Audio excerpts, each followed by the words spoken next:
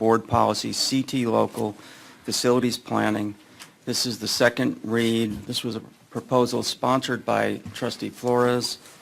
And Trustee Flores, I'll let you lead the discussion on this. Sure, absolutely. Tell us summarize what the proposal is.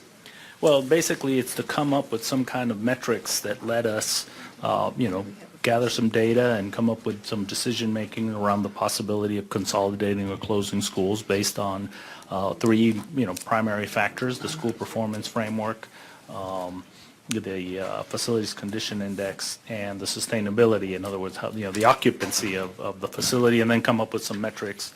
And so, I proposed this and been discussing this for a long time, and the administration took it back and looked at it, and we put it back on, and I talked to Dr. Blackburn about kind of the parameters, and versus the last version of this. So the administration asked, let us have the flexibility, the decision making on kind of the process aspects of it.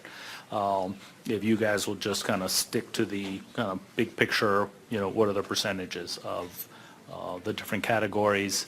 And so Trustee Blackburn and I kind of went back and forth on that, and so this is where we have landed, which is and it's sitting in front of you, 50%